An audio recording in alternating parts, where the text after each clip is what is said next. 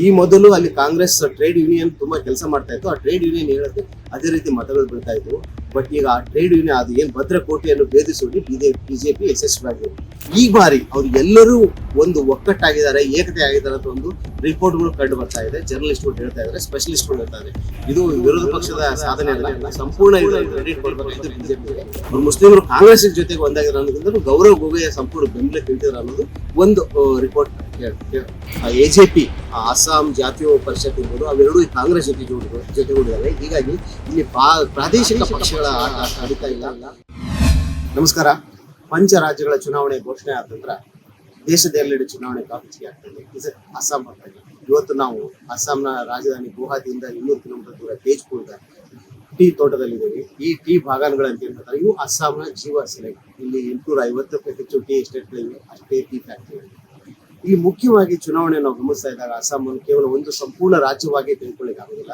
ಯಾಕಂದ್ರೆ ಅಸ್ಸಾಂ ತನ್ನ ಐಡೆಂಟಿಗಾಗಿ, ಲ್ಯಾಂಡ್ಗಾಗಿ, ಭಾಷೆಗಾಗಿ, ಅಸ್ಸಾಂನ ರಾಷ್ಟ್ರೀಯತೆಗಾಗಿ ಹೋರಾಟ ಮಾಡ್ಕೊಂಡು ಬಂದಿದೆ.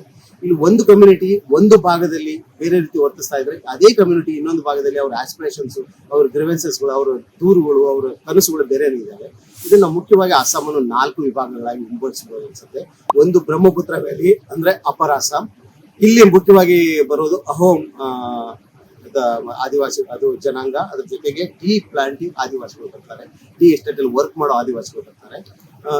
ಇವರು ಮುಖ್ಯವಾಗಿ ಚುನಾವಣೆಯನ್ನು ಸಂಪೂರ್ಣವಾಗಿ ಮುಖ್ಯವಾಗಿ ಕಂಡು ಬರ್ತಾರೆ ಅಂತ ಹೇಳ್ಬೋದು. ಇಲ್ಲಿ ಯಾರು ಗೆಲ್ತಾರೆ ಅವರು ಅರ್ಧ ಅಸ್ಸಾಂ ಗೆದ್ದ ಹಾಗೆ ಅಂತ ಒಂದು ಪ್ರತೀತಿ ಇದೆ. ನೆಕ್ಸ್ಟ್ ಬರೋದು ಬರಾಕ್ ವ್ಯಾಲಿ. ಬರಾಕ್ ವ್ಯಾಲಿಯಲ್ಲಿ ಮುಖ್ಯವಾಗಿ ಬಂಗಾಲಿ ಮಾತ್ರ ಹಿಂದೂಗಳು ಹೆಚ್ಚಿಗೆ ಕಂಡು ಬರ್ತಾರೆ. ಅದ್ರ ಜೊತೆಗೆ ಬಂಗಾಲಿ ಮುಸ್ಲಿಮ್ಸು ಅಲ್ಲಿ ಹೆಚ್ಚಿಗೆ ಕಂಡು ಬರ್ತಾರೆ. ಮೂರನೇದು ಹಿಲ್ ಡಿಸ್ಟ್ರಿಕ್ಟ್. ಇಲ್ಲಿ ಅಸ್ಸಾಂನ ಮೂಲ ನಿವಾಸಿಗಳು ಮತ್ತು ಅಲ್ಲಿ ಆದಿವಾಸಿಗಳು, ಮಿಸ್ಸಿಂಗ್ ಆದಿವಾಸಿಗಳು, ಕಾರ್ವೆ ಆದಿವಾಸಿಗಳು ನಮ್ಗೆ ಸಿಗ್ತಾರೆ. 4ನೇದು ಇಂಪಾರ್ಟೆಂಟ್ ಆಗಿ ಕಂಡು ಬರ್ತಾ ಇರೋದು ಬೋಡೋ ಲ್ಯಾಂಡ್ ಅಂದ್ರೆ BTR ಅಂತ ಹೇಳ್ತೀವಿ, ಬೋಡೋ ಲ್ಯಾಂಡ್ ಟೆರಿಟರೀಸ್. ಇಲ್ಲಿ ಬೋಡೋ ಆದಿವಾಸಿಗಳು ಕಂಡು ಬರ್ತಾರೆ ಮತ್ತು ಬೇರೆ ರೀತಿಯನ್ನು ಆದಿವಾಸಿಗಳು ಅಲ್ಲಿದ್ದಾರೆ. ಇಲ್ಲಿ ಮುಖ್ಯವಾಗಿ ಪ್ರತಿಯೊಂದು ವಿಭಾಗದಲ್ಲೂ ತನ್ನದೇ ಆದ ಆಸ್ಪಿರೇಷನ್ಸ್ಗಳಿದೆ, ತಮ್ಮದೇ ಆದ ಹೋರಾಟಗಳಿದ್ದಾವೆ, ತಮ್ಮದೇ ಆದ ದುಃಖಗಳಿದ್ದಾವೆ, ತಮ್ಮದೇ ಆದ ದುಮ್ಮಾನಗಳಿವೆ, ತಮ್ಮದೇ ಆದ ರಾಜಕೀಯ ಗುರಿಗಳಿದಾವೆ. ಈ ಒಂದಕ್ಕೂ ಹೊರತುಪಡಿಸಿ ಇನ್ನೊಂದನ್ನಾಗಲ್ಲ. ಯಾಕಂದ್ರೆ ಎಲ್ಲಾ ಕಡೆ ಇಡೀ ಅಸ್ಸಾಂದಲ್ಲಿ ನಾವು ಏನು ಇಡೀ ದೇಶದಲ್ಲಿ ಮಾಡ್ಲಿಕ್ಕೆ ಹೊರಟಿದ್ರು ಬಿಜೆಪಿ ಸರ್ಕಾರ ಸಿಟಿಜನ್ ಅಮೆಂಡ್ಮೆಂಟ್ ಬಿಲ್, ಅಸ್ಸಾಂ ಅಲ್ಲಿ ಅದನ್ನು ವಿರೋಧ ಮಾಡಿದ್ರೆ ಬರಾಕ್ ವ್ಯಾಲಿಯಲ್ಲಿ ಅದನ್ನು ಸಪೋರ್ಟ್ ಮಾಡ್ತಾರೆ. ಅಂದ್ರೆ ಇಲ್ಲೊಬ್ಬ ರಾಜಕೀಯ ನಾಯಕ ಒಂದು ಕಡೆ ಅದನ್ನ ಸಪೋರ್ಟ್ ಮಾಡ್ತಾ ಇದ್ದ ಜನ ನೋಡ್ತಾ ಇದ್ರೆ, ಇನ್ನೊಂದು ಕಡೆ ಅದನ್ನ ವಿರೋಧ ಮಾಡ್ತಾ ಇರೋ ಜನ ನೋಡ್ತಾರೆ. ಅಂದ್ರೆ ಒಂದು ಪಾಲಿಸಿಯನ್ನು ತರಬೇಕಾದ್ರೆ ತುಂಬಾ ವಿಚಾರ ಮಾಡಿ ಆಯಾ ಧ್ವನಿಯನ್ನು ಬದಲಿಸಿ ಮಾತಾಡಬೇಕಾದ ಪರಿಸ್ಥಿತಿ ಅಸ್ಸಾಂ ಇದೆ. ಅದನ್ನು ಹೊರತುಪಡಿಸಿ ನಾವು ಒಂದೊಂದೇ ವ್ಯಾಲಿಯಲ್ಲಿ ಮಾತಾಡ್ತಾ ಹೋದ್ರಿಂದ ಬ್ರಹ್ಮಪುತ್ರ ವ್ಯಾಲಿಯಲ್ಲಿ ಅಹೋಮ್ ಜನಾಂಗ ಏನಿದೆ ಅಲ್ಲಿ ಮುಖ್ಯವಾಗಿ ಸೋನಾವಾಲಾ ಮತ್ತು ಗೌರವ್ ಗೊಗೊಯ್ ಕಾಂಗ್ರೆಸ್ ಮುಖ್ಯ ಇದ್ದಾರೆ. ಅವರು ಪ್ರಮುಖ ಪಾತ್ರ ವಹಿಸ್ತಾ ಇದ್ದಾರೆ. ತಮ್ಮ ಎಲ್ಲ ಎನರ್ಜಿನೂ ಲಾಸ್ಟ್ ಟೈಮ್ ಅವರು ಪಾರ್ಲಿಮೆಂಟ್ ಎಲೆಕ್ಷನ್ ಅಲ್ಲಿ ವಹಿಸಿದ್ರು. ಈ ಸಲನೂ ಅದನ್ನೇ ಮಾಡ್ತಾ ಇದ್ದಾರೆ. ಇಲ್ಲಿ ಟೀ ಪ್ಲಾಂಟರ್ಸ್, ಟೀ ಬಾಗಾನ್ಗಳಲ್ಲಿ ಅಂದ್ರೆ ಟೀ ತೋಟಗಳಲ್ಲಿ ಕೆಲಸ ಮಾಡುವ ಏನು ಆದಿವಾಸಿಗಳಿದ್ದಾರೆ ಅವರು ಪ್ರಮುಖ ಪಾತ್ರ ವಹಿಸ್ತಾರೆ. ಅವರು ಪರಂಪರಾಗತವಾಗಿ ಕಾಂಗ್ರೆಸ್ನ ಮತದಾರರಾಗಿದ್ದರು, ಕಾಂಗ್ರೆಸ್ನ ಭದ್ರಕೋಟೆ ಆಗಿತ್ತು. ಈ ಮೊದಲು ಅಲ್ಲಿ ಕಾಂಗ್ರೆಸ್ ಟ್ರೇಡ್ ಯೂನಿಯನ್ ತುಂಬಾ ಕೆಲಸ ಮಾಡ್ತಾ ಇತ್ತು. ಆ ಟ್ರೇಡ್ ಯೂನಿಯನ್ ಹೇಳುತ್ತೆ ಅದೇ ರೀತಿ ಮತಗಳು ಬೀಳ್ತಾ ಇದ್ವು. ಬಟ್ ಈಗ ಆ ಟ್ರೇಡ್ ಯೂನಿಯನ್ ಅದು ಏನ್ ಭದ್ರಕೋಟೆಯನ್ನು ಭೇದಿಸುವಲ್ಲಿ ಬಿಜೆಪಿ ಯಶಸ್ವಿಯಾಗಿದೆ. ಏನು ಟಾರ್ಗೆಟೆಡ್ ವೆಲ್ಫೇರ್ ಸ್ಕೀಮ್ಗಳನ್ನು ಜಾರಿ ತರುವ ಮೂಲಕ, ಅಂದ್ರೆ ಈ ಆದಿವಾಸಿಗಳಿಗೆ ರೋಡು, ಅವ್ರ ಮನೆ ಪಕ್ಕದ ಶಾಲೆಗಳು, ಡೆವಲಪ್ಮೆಂಟ್ ಸ್ಕೀಮ್ಗಳು ಮತ್ತು ಆ ಮಹಿಳೆಯರಿಗೆ ನೇರವಾಗಿ ಅವರ ಅಕೌಂಟ್ಗೆ ಹಣವನ್ನು ಸಂದಾಯ ಮಾಡುವ ಸ್ಕೀಮ್ಗಳನ್ನು ತರುವ ಮೂಲಕ, ಟಾರ್ಗೆಟೆಡ್ ವೆಲ್ಫೇರ್ ಸ್ಕೀಮ್ಗಳನ್ನು ತರುವ ಮೂಲಕ ಏನು ಭದ್ರಕೋಟೆ ಆಗಿತ್ತು ಕಾಂಗ್ರೆಸ್, ಅಲ್ಲಿ ದೊಡ್ಡ ಭೇದ ಮಾಡಿದ್ರೆ ಗೋಡೆಯನ್ನು ಒಡೆದು ಹಾಕಿದ್ದಾರೆ, ಗೋಡೆಯನ್ನು ಒಡೆದು ಹಾಕಿದ್ದಾರೆ. ಹೀಗಾಗಿ ಇಲ್ಲಿ ಒಂದಿಷ್ಟು ಕಾಂಗ್ರೆಸ್ಗೆ ಟೆನ್ಷನ್ ಶುರು ಆಗಿದೆ. ಲಾಸ್ಟ್ 2 ಎಲೆಕ್ಷನ್ ಅಲ್ಲಿ ಕಾಂಗ್ರೆಸ್ ಅಲ್ಲಿ ಉತ್ತಮ ಪ್ರದರ್ಶನ ನೀಡಲ್ಲ. ಈ ಬಾರಿ ಮತ್ತೆ ಉತ್ತಮ ಪ್ರದರ್ಶನ ನೀಡುವ ನಿರೀಕ್ಷೆಯಲ್ಲಿ ಗೌರವ್ ಗೊಗೊಯ್ ತಂಡ ಇದೆ. ಇನ್ನು ನಾವು ನೆಕ್ಸ್ಟ್ ಬರಾಕ್ ವ್ಯಾಲಿಗೆ ಬಂದ್ರೆ ಅಲ್ಲಿ ಮುಖ್ಯವಾಗಿ ಬಂಗಾಲಿ ಮಾತನಾಡುವ ಹಿಂದೂಗಳಿದ್ದಾರೆ. ಬಂಗಾಲದಿಂದ ಬಂದ ಹಿಂದೂಗಳು ಬಂದು ಸೆಟ್ಲ್ ಆದರು ಮತ್ತು ಬಂಗಾಲಿ ಮಾತನಾಡುವರು ಮತ್ತು ಅಸ್ಸಾಮಿ ಮುಸ್ಲಿಮ್ಸ್ ಇದ್ದಾರೆ. ಇಲ್ಲಿ ಮುಸ್ಲಿಮ್ಸ್ ನಾವು ಒಂದೇ ಪಂಗಡ ತೆಗೆದುಕೊಳ್ಳಲ್ಲ, ಅಸ್ಸಾಮಿ ಮುಸ್ಲಿಮ್ಸ್ ಇದ್ದಾರೆ. ಅವರ ಆಸ್ಪಿರೇಷನ್ಸ್ಗಳೇ ಬೇರೆ ಇರ್ತವೆ, ಅವ್ರ ನಿರೀಕ್ಷೆಗಳು ಬೇರೆ ಇರ್ತವೆ. ಅವ್ರು ಅಸ್ಸಾಮಿಗಳು ಹೇಗೆ ಯೋಚನೆ ಮಾಡ್ತಾರೆ ಅದೇ ರೀತಿ ಯೋಚನೆ ಮಾಡ್ತಾರೆ, ಅದೇ ರೀತಿ ಮತದಾನ ಮಾಡ್ತಾರೆ. ಇಡೀ ಬೆಂಗಾಲದಲ್ಲಿ ಎಲ್ಲ ಮುಸ್ಲಿಮ್ಸ್ ಒಂದೇ ರೀತಿ ಯೋಚನೆ ಮಾಡೋದಲ್ಲ, ಒಂದೇ ರೀತಿ ಮತದಾನ ಆಗ್ತದೆ. ನಾವು ಏನು ಇಡೀ ದೇಶದಲ್ಲಿ ನೋಡ್ತೀವಿ ಅಥವಾ ಏನು AC ಸ್ಟುಡಿಯೋದಲ್ಲಿ ಕುತ್ಕೊಂಡು ಅನಲೈಸ್ ಮಾಡ್ತಾರೆ ಹಾಗೆ ಅಸ್ಸಾಂದಲ್ಲಿ ಕಂಡು ಬರೋದಿಲ್ಲ. ಅಸ್ಸಾಂದಲ್ಲಿ ಮಿಯಾಗಳು ಅಂತಂದ್ರೆ ಏನು ಬಾಂಗ್ಲಾದಿಂದ ಬಂದು ನೆಲೆಸಿರುವ ವಲಸಿಗರು ಅಂತ ಏನು ಹೇಳ್ತಾರೆ, ಅವರು ಯೋಚನೆ ಮಾಡೋ ರೀತಿನೇ ಬೇರೆ. ಅಥವಾ ಅಸ್ಸಾಂದಲ್ಲಿರುವ ಮುಸ್ಲಿಮರು, ಅಸ್ಸಾಮಿ ಮುಸ್ಲಿಮರು ಯೋಚನೆ ಮಾಡೋ ರೀತಿನೇ ಬೇರೆ. ಅಥವಾ ಬಂಗಾಲಿ ಮಾತನಾಡುವ ಮುಸ್ಲಿಮರು ಯೋಚನೆ ಮಾಡೋ ರೀತಿ, ಮತದಾನ ಮಾಡೋ ರೀತಿ ಸಂಪೂರ್ಣ ಬೇರೆ ಆಗಿದೆ. ಬಟ್ ಈ ಬಾರಿ ಅವ್ರು ಎಲ್ಲರೂ ಒಂದು ಒಕ್ಕಟ್ಟಾಗಿದ್ದಾರೆ, ಏಕತೆ ಆಗಿದ್ದಾರೆ ಅಂತ ಒಂದು ರಿಪೋರ್ಟ್ಗಳು ಕಂಡು ಬರ್ತಾ ಇದೆ. ಜರ್ನಲಿಸ್ಟ್ಗಳು ಹೇಳ್ತಾ ಇದ್ದಾರೆ, ಸ್ಪೆಷಲಿಸ್ಟ್ಗಳು ಹೇಳ್ತಾ ಇದ್ದಾರೆ. ಯಾಕೆ ಈ ಮಾತು ಬರ್ತಾ ಇದೆ ಅಂದ್ರೆ ಇದಕ್ಕೆಲ್ಲ ಸಂಪೂರ್ಣ ಇದು ವಿರೋಧ ಪಕ್ಷದ ಸಾಧನೆ ಅಲ್ಲ, ಇದು ಸಂಪೂರ್ಣ ಇದರ ಕ್ರೆಡಿಟ್ ಕೊಡ್ಬೇಕಾಯ್ತು ಬಿಜೆಪಿಗೆ. ಏನು ಬಿಜೆಪಿ ಅವರು ಮುಸ್ಲಿಮರನ್ನು ಟಾರ್ಗೆಟ್ ಮಾಡ್ಕೊಂಡು, ಮೈನಾರಿಟಿಗಳನ್ನ ಟಾರ್ಗೆಟ್ ಮಾಡ್ಕೊಂಡು ಅಗ್ರೆಸಿವ್ ರಾಜಕೀಯ ಮಾಡ್ತಾ ಇದ್ದಾರೆ. ಆ ಕಾರಣದಿಂದ ಮುಸ್ಲಿಮ್ಸ್ ಇಲ್ಲಿ ಒಂದಾಗಿರೋದು ಸ್ಪಷ್ಟವಾಗಿ ಕಂಡು ಬರ್ತಾ ಇದೆ. ಅವ್ರು ಮುಸ್ಲಿಮರು ಕಾಂಗ್ರೆಸ್ ಜೊತೆಗೆ ಒಂದಾಗಿರೋ ಅನ್ನೋದ್ರಿಂದ ಗೌರವ್ ಗೊಗೊಯ್ ಸಂಪೂರ್ಣ ಬೆಂಬಲ ನಿಂತಿದ್ರು ಅನ್ನೋದು ಒಂದು ರಿಪೋರ್ಟ್ ಕಂಡು ಬರ್ತಾ ಇದೆ. ಅದ್ರ ಜೊತೆಗೆ ನಾವು ಇನ್ನೊಂದು ಇಂಪಾರ್ಟೆಂಟ್ ಏನ್ ಹೇಳ್ಬೇಕಂದ್ರೆ, ಈ ಮುಸ್ಲಿಮ್ಸ್ ಕಾಂಗ್ರೆಸ್ ಬಂದಿರೋದ್ರಿಂದ ದೊಡ್ಡ ಹೊಡೆತ ಬಿದ್ದಿರೋದು ಆಲ್ ಇಂಡಿಯಾ ಯುನೈಟೆಡ್ ಡೆಮಾಕ್ರೆಟಿಕ್ ಫ್ರಂಟ್, ಏನು ಇಲ್ಲಿವರೆಗೂ ಅದರ ಮುಸ್ಲಿಮರ ಪಕ್ಷವಾಗಿ ಇಲ್ಲಿ ಇತ್ತು. 16-17 MLA last time MP ticket ಬರ್ತಾ ಇದ್ರು. ಈ ಬಾರಿ ಅವರು ತುಂಬಾ ಹೊಡೆತ ಬರ್ತಾರೆ. ಯಾಕಂದ್ರೆ ಲಾಸ್ಟ್ ಟೈಮ್ MP ಎಲೆಕ್ಷನ್ ಅಲ್ಲಿ ನಾವು ನೋಡ್ತಾ ಇದ್ದೀವಿ, ಕಾಂಗ್ರೆಸ್ ತೆಕ್ಕೆಗೆ ಮುಸ್ಲಿಂ ಮತದಾರರು ಏಕವಾಗಿ ಒಗ್ಗಟ್ಟಾಗಿ ಬಂದಿರೋದ್ರಿಂದ ಸಹಜವಾಗಿ ಆ ಪಾರ್ಟಿ ಹೊಡೆತ ಬರ್ತಾರೆ. ಇದು ಬಿಜೆಪಿಗೆ ಸಹಜವಾಗಿ ಒಂದು ಆತಂಕವನ್ನು ತರಿಸಿದೆ.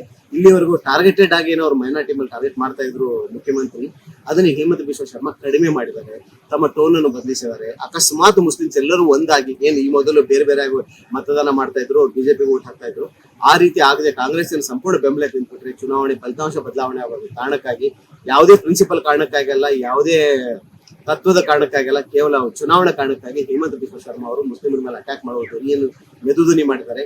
ಮೊದಲು ಅವ್ರು ಏನ್ ಹೇಳ್ತಿದ್ರು, ಫರ್ಟಿಲೈಸರ್ ಜಿಹಾದ್ ಮಾಡ್ತಾ ಇದಾರೆ, ಲವ್ ಜಿಹಾದ್ ಮಾಡ್ತಾ ಇದಾರೆ, ಆ ಎಲ್ಲಾ ಜಿಹಾದ್ಗಳು ಬಿಟ್ಟು ಬಂದ್ರೆ ಅವರು ನಮ್ಮವರೆನ್ನೋ ಒಂದು ಮಾತು ಹೇಳ್ಬರ್ತಿದ್ರೆ. ಫರ್ಟಿಲೈಸರ್ ಜಿಹಾದ್ ಅಂತಂದ್ರೆ ತರಕಾರಿಗಳಲ್ಲಿ ಹೆಚ್ಚಿನ ಕೆಮಿಕಲ್ ಹಾಕಿ ಬೇರೆ ಜನಾಂಗದವರು ತಿನ್ನಿಸ್ತಾ ಇದಾರೆ ಮುಸ್ಲಿಮ್ಸ್ ಅನ್ನೋದು ಹೇಮಂತ್ ಬಿಶ್ವ ಶರ್ಮಾ ಅವರ ಆರೋಪ. ಈ ಮಟ್ಟದ ಆರೋಪವನ್ನು ಮಾಡ್ಲಿಕ್ಕೂ ಅವರು ಎಸೋದಿಲ್ಲ ಅನ್ನೋದು ಇನ್ನೊಮ್ಮೆ ಸ್ಪಷ್ಟವಾಗಿ ಬರ್ತಾ ಇದೆ. ಇದನ್ನ ನಾವು ಹೊರತುಪಡಿಸಿ ನೋಡ್ತಾ ಇದ್ರೆ ಪರಾಕಂಲಿ ಬೆಂಗಾಲಿಗಳು CA ಸಪೋರ್ಟ್ ಮಾಡ್ತಾ ಇರೋದಿಲ್ಲ ಸ್ಪಷ್ಟವಾಗಿ ಕಂಡು ಬರ್ತಾ ಇದೆ. ಇನ್ನು ಹಿಲ್ ಡಿಸ್ಟ್ರಿಕ್ಟ್ ಅಲ್ಲಿ ಕಾರ್ವಿ ಮತ್ತು ಧೀಮಾ ಇವರು ಮುಖ್ಯವಾಗಿ ಕಂಡು ಬರ್ತಾರಲ್ಲ, ಅವರು ಆದಿವಾಸಿಗಳು. ಈ ಹಿಲ್ ಡಿಸ್ಟ್ರಿಕ್ಟ್ ಅಲ್ಲಿ ಮುಖ್ಯ ಅವರ ಆಸ್ಪಿರೇಷನ್ಗಳು ಅವೇನು ಯಾವ ರಾಷ್ಟ್ರೀಯತೆ ಜೊತೆಗೆ ನ್ಯಾಷನಲ್ ಇಶ್ಯೂಗಳ ಜೊತೆ ಹೊಂದಿಕೆ ಆಗೋದು, ಅವೆಲ್ಲವೂ ತುಂಬಾ ಲೋಕಲ್ ಆಗಿದಾವೆ. ಲೋಕಲ್ ಸೆಮಿ ಲೋಕಲ್ ಅಂತ ಹೇಳ್ಬೋದು. ಅವ್ರವ್ರದೇ ಆ ಘಟಕಗಳನ್ನ ಹೊಂದ್ಕೊಂಡು ಅಲ್ಲಿಗೆ ಯಾರು ಸ್ಪಂದಿಸ್ತಾರೆ, ಅಲ್ಲಿಗೆ ಯಾರು ಅದಕ್ಕೆ ಉತ್ತರ ಕೊಡ್ತಾರೆ ಅವ್ರ ಸಮಸ್ಯೆಗಳಿಗೆ, ಅಲ್ಲಿಗೆ ಯಾರು ಆಸ್ಪಿರೇಷನ್ಗೆ ಅವರು ಸ್ಪಂದಿಸ್ತಾರೆ ಅವ್ರಿಗೆ ಅವ್ರ ಮತ ಹಾಕೋದು ಕಂಡು ಬರ್ತಾ ಇದೆ. ಇನ್ನು ಲಾಸ್ಟ್ ಇಂಪಾರ್ಟೆಂಟ್ ಅಂತ ಹೇಳಿದ್ರೆ ಬೋಡೋಲ್ಯಾಂಡ್, ಬೋಡೋ ಟೆರಿಟರಿ ಏನು ಹೇಳ್ತೀವಿ, ಇಲ್ಲಿ ಬೋಡೋ ಇದ್ದಾರೆ, ಅಸ್ಸಾಮಿಗಳಿದ್ದಾರೆ. ಅಲ್ಲಿ ಬೋಡೋ ರಾಷ್ಟ್ರೀಯತೆ ಅಥವಾ ಬೋಡೋ ಅಸ್ಮಿತೆ ತುಂಬಾ ಇಂಪಾರ್ಟೆಂಟ್ ಇರುತ್ತೆ. ಅದನ್ನ ಯಾರು ಅಡ್ರೆಸ್ ಮಾಡ್ತಾರೆ ಅವ್ರಿಗೆ ಹೆಚ್ಚಿಗೆ ಮಾಡ್ತಾರೆ. ಇವೆಲ್ಲದಕ್ಕೂ ಇನ್ನೊಂದು ಮುಖ್ಯ ಕಾರಣ ಅಂದ್ರೆ ಈ ಎಲ್ಲವಕ್ಕೂ ಇದು ಇಲ್ಲಿ ಲೋಕಲ್ ಪಕ್ಷಗಳು ಇವೆಲ್ಲ ಸಮಸ್ಯೆಗಳನ್ನ ಎತ್ತುಕೊಂಡು ಹೋರಾಡ್ತಾ ಇದ್ದು ಅವರಿಗೆ ಜನ ಸ್ಪಂದನೆ ಮಾಡ್ತಾ ಇದ್ರು. ಬಟ್ ಈಗ ಪ್ರಾದೇಶಿಕ ಪಕ್ಷಗಳು ಕಂಡು ಬರ್ತಾ ಇಲ್ಲ. ಓನ್ಲಿ ಬಡೆ ಮಿಯಾ ಏನು ಮೋಟಾಬಾಯಿ ಏನ್ ಹೇಳ್ತಾನೆ ಅದನ್ನ ಕೇಳುವ ಮಟ್ಟಕ್ಕೆ ಈ ಪಕ್ಷಗಳು ಬಂದಿವೆ. ಎಸ್ಪೆಷಲಿ ಅಸ್ಸಾಂ ಗಣ ಪರಿಷತ್. ಅಸ್ಸಾಂ ಗಣ ಪರಿಷತ್ ಕೇವಲ ಯಾವುದೇ ಒಬ್ಬ ರಾಜಕೀಯ ನಾಯಕನ ವೈಯಕ್ತಿಕ ಪ್ರತಿಷ್ಠೆಗೆ ಕುಟ್ಕೊಂಡ ಪಕ್ಷ ಅಲ್ಲದು. ಅಸ್ಸಾಂನ ಆಂದೋಲನದಿಂದ ಹುಟ್ಟಿದ ಪಕ್ಷವಾಗಿತ್ತು. 1985 ಮತ್ತು 90ರ ದಶಕದಲ್ಲಿ 2 ಬಾರಿ ಸರ್ಕಾರನೂ ನಡೆಸಿದೆ. ಅಂತ ಪ್ರಾದೇಶಿಕ ಪಕ್ಷ ಈಗ ಒಂದು ಸಣ್ಣ ಪಕ್ಷವಾಗಿದೆ. ಅದ್ರ ಜೊತೆ ಅಖಿಲ್ ಗೊಗೊಯ್ ಅವರ ರಾಷ್ಟ್ರ ಇರ್ಬೋದು ಅಥವಾ AJP ಅಸ್ಸಾಂ ಜಾತೀಯ ಪರಿಷತ್ ಇರ್ಬೋದು, ಅವೆರಡೂ ಈ ಕಾಂಗ್ರೆಸ್ ಜೊತೆಗೂಡಿದಾವೆ. ಹೀಗಾಗಿ ಇಲ್ಲಿ ಪ್ರಾದೇಶಿಕ ಪಕ್ಷಗಳ ಆಟ ನಡೀತಾ ಇಲ್ಲ. ಎಲ್ಲ ಜನ ನಿರೀಕ್ಷೆಗೆ ಏನು ಪ್ರಾದೇಶಿಕ ಪಕ್ಷಗಳು ಇಲ್ಲಿವರೆಗೂ ಮಾತು ಕೊಟ್ಟು ಮಾಡದೇ ಇದ್ರು, ರಾಷ್ಟ್ರೀಯ ಪಕ್ಷಗಳು ಅದನ್ನು ಮಾಡ್ಬೋದು, ತಮ್ಮ ನಿರೀಕ್ಷೆಯನ್ನು ಈಡೇರಿಸಬಹುದು ಅನ್ನೋ ನಿರೀಕ್ಷೆಯೊಂದಿಗೆ ಕಳೆದ 2 ಬಾರಿ ರಾಷ್ಟ್ರೀಯ ಪಕ್ಷಕ್ಕೆ ಮತ ಹಾಕಿದ್ರು. ಬಟ್ ಅವ್ರ ನಿರೀಕ್ಷೆ ಅಷ್ಟು ಈಡೇರಿದ್ದು ಕಂಡು ಬರ್ತಾ ಇಲ್ಲ. ಸರ್ವೆಯಿಂದ ನಾವು ನೋಡ್ತಾ ಇದ್ರೆ ಅದು ಸ್ಪಷ್ಟವಾಗಿ ಕಂಡು ಬರ್ತಾ ಇದೆ. ಇವನ್ನ ಹೊರತುಪಡಿಸಿ ನೋಡ್ತಾ ಇದ್ರೆ ನಾವು ಇನ್ನೊಂದು ಇಲ್ಲಿ ಇಂಪಾರ್ಟೆಂಟ್ ಆಗಿ ಕಂಡು ಬರ್ತಾ ಇರೋದು ಬದ್ರುದ್ದೀನ್ ಅಜ್ಮಲ್ ಅವರಿಗೆ AIDUF ಅವರಿಗೆ ತುಂಬಾ ಹೊಡೆತ ಬೀಳ್ತಾರೆ ಕಂಡು ಬರ್ತಾ ಇದೆ.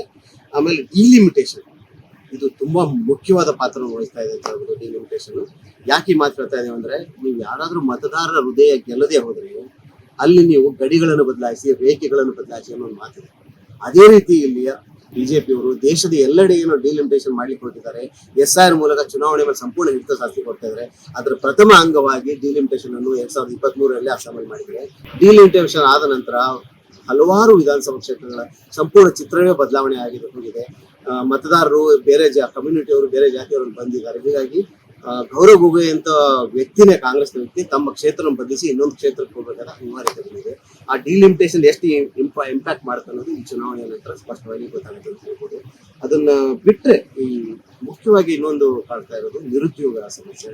ಎಲ್ಲ ಯುವಕರಲ್ಲೂ ಕಮ್ಯುನಲ್ ಪೊಲಿಟಿಕ್ಸ್ ಸಾಕಾಗಿ ಹೋಗಿದ್ದಾರೆ. ಒಂದು ಹಂತಕ್ಕೆ ಅವರಿಗೆ ಅದರ ಮುಕ್ತಾಯ ಮಾಡಿ ಸಾಕನ್ನೋ ಪರಿಸ್ಥಿತಿ ಬಂದು ನಿರುದ್ಯೋಗ ಮತ್ತು ಡೆವಲಪ್ಮೆಂಟ್ ಕೆಲಸಗಳು, ನಿಜವಾದ ಡೆವಲಪ್ಮೆಂಟ್ ಕೆಲಸಗಳು ಹುಡುಕಾಟದಲ್ಲಿ ಎಲ್ಲ ಕಮ್ಯುನಿಟಿ ಜನ ಯುವಕರಿದ್ದಾರೆ.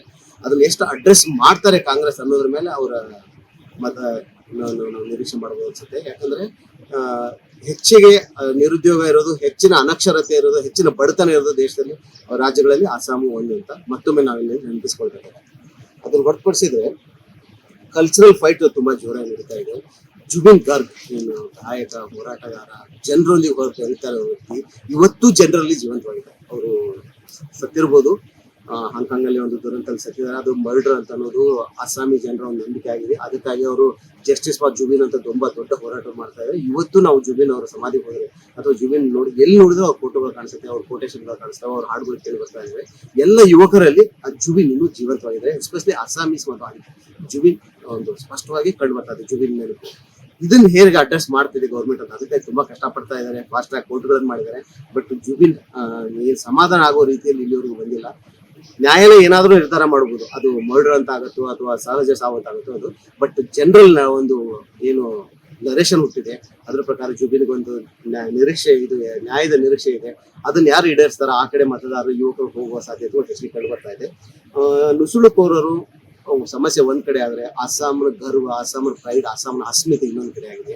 ಈ ಅಸ್ಮಿತೆಯನ್ನು ಏನ್ ಪ್ರಾದೇಶಿಕ ಪಕ್ಷಗಳು ಇಲ್ಲಿವರೆಗೂ ಅದನ್ನ ಚಲಾಯಿಸ್ಕೊಂಡು ಬರ್ತಾ ಇದ್ವು, ಅದನ್ನ ರಾಷ್ಟ್ರೀಯ ಪಕ್ಷ ತನ್ನ ಸರ್ವಶಕ್ತ ಅಂದ್ರೆ ಹೆಚ್ಚಿನ ಹಣ ಮತ್ತು ಹೆಚ್ಚಿನ ಇನ್ಫ್ರಾಸ್ಟ್ರಕ್ಚರ್ ಜೊತೆಗೆ ಅದನ್ನ ತನ್ನದಾಗಿ ಮಾಡಿಕೊಂಡು ಈಗ ಅಸ್ಸಾಂ ಜನತೆ ಮೇಲೆ ಹೇರಿ ಸಾಮ್ರಾಜ್ಯ ಸ್ಥಾಪಿಸಿತ್ತು. ಬಿಜೆಪಿಗೆ ಈ ಬಾರಿ ನಿಜವಾಗ್ಲೂ ಒಂದು ಎಚ್ಚರಿಕೆ ಗಂಟೆ ಬಾರಿಸ್ತಾ ಇದೆ. ಯಾಕಂದ್ರೆ ಈವರೆಗೂ ಅವ್ರ ಕಡೆ ಇದ್ದಂತ ಅಸ್ಸಾಮಿಗಳಿರ್ಬೋದು ಅಥವಾ ಬೆಂಗಾಲಿಗಳಿರ್ಬೋದು ಅಥವಾ ಟೀ ಎಸ್ಟೇಟ್ ಅಲ್ಲಿ ವರ್ಕ್ ಮಾಡ್ತಾರೋ ಅರ್ಧ ಆದಿವಾಸಿಗಳಿರ್ಬೋದು, ಅವ್ರಿಗೆಲ್ಲ ಒಂದು ನಿರಾಶೆ ಕಾಡ್ತಾ ಇದೆ. ಕೇವಲ ಕಮ್ಯುನಲ್ ಪೊಲಿಟಿಕ್ಸ್ ಅಷ್ಟೇ ಕಂಡು ಬರ್ತಾ ಇದೆ. ಅದನ್ನ ದಾಟಿಸ್ಬೇಕು, ಅದ್ರ ಮತ್ತೆ ವಾಪಸ್ ನಮ್ಮ ಅಸ್ಸಾಂನ ಅಸ್ಮಿತೆ ಪಡ್ಕೊಳ್ಬೇಕು ಅನ್ನೋ ನಿರೀಕ್ಷೆಯಲ್ಲಿ ಅಸ್ಸಾಂ ಜನ ಇದ್ದಾರೆ. ಇದಕ್ಕೆ ಸ್ಪಷ್ಟ ಉತ್ತರ ಏಪ್ರಿಲ್ 9 ಮತದಾನ ಮೂಲಕ ತಿಳಿಯಲಿದೆ. ಆದರೆ ಚುನಾವಣೆ ಫಲಿತಾಂಶ ಮಾತ್ರ ಮೇ 4 ಸಿಗಲಿದೆ. 4 ವಾರಗಳ ಅಂತರದಲ್ಲಿ ಸಿಗಲಿದೆ. ಏನು ಓಟ್ ಚೋರಿ ಅನ್ನೋ ಒಂದು ಆರೋಪ ಕಾಂಗ್ರೆಸ್ ಮಾಡ್ತಾ ಇದೆ, ಅದಕ್ಕೆ ಎಷ್ಟರ ಮಟ್ಟಿಗೆ ಇದರಲ್ಲಿ ಆಗತ್ತೋ ಇಲ್ಲ ಅನ್ನೋದನ್ನ ಚುನಾವಣಾ ಕಮಿಷನ್ ಸ್ಪಷ್ಟವಾಗಿ ಮಾಡುವ ಮೂಲಕ ಜನಕ್ಕೆ ಅದನ್ನು ವಿಶ್ವಾಸ ಮೂಡಿಸಬೇಕಾಗಿದೆ. ಆ 4 ವಾರಗಳಲ್ಲಿ EVM ಹೇಗೆ ರಚನೆ ಮಾಡ್ತಾರೆ ಅನ್ನೋದು ತುಂಬಾ ದೊಡ್ಡ ಸವಾಲಾಗಿದೆ. ಎಲ್ಲವನ್ನೂ ಮೀರಿ ಅಸ್ಸಾಂ ಜನತೆ ಹೇಗೆ ಸ್ಪಂದಿಸ್ತಾರೆ, ಏನ್ ಬದಲಾವಣೆಗಾಗಿ ಕರೆ ಕೊಡ್ತಾರೆ ಅನ್ನೋದನ್ನು ಕಾದು ನೋಡಬೇಕಾಗಿದೆ. ನಾನು ಭುವನ್ ಜೊತೆ ಸುನೀಲ್ ಸರ್ಸಂಗಿ, ಅಸ್ಸಾಂನ ತೇಜ್ಪುರದಿಂದ. ಮತ್ತಷ್ಟು ವಿಶೇಷ ವಿಡಿಯೋಗಳನ್ನು ನೋಡಲು ಮತ್ತು ಹೊಸ ವಿಡಿಯೋಗಳ ಬಗ್ಗೆ ತಿಳಿಯಲು EDina.com ಯೂಟ್ಯೂಬ್ ಚಾನೆಲ್ ಸಬ್ಸ್ಕ್ರೈಬ್ ಮಾಡಿ ಮತ್ತು ಬೆಲ್ ಐಕಾನ್ ಕ್ಲಿಕ್ ಮಾಡಿ.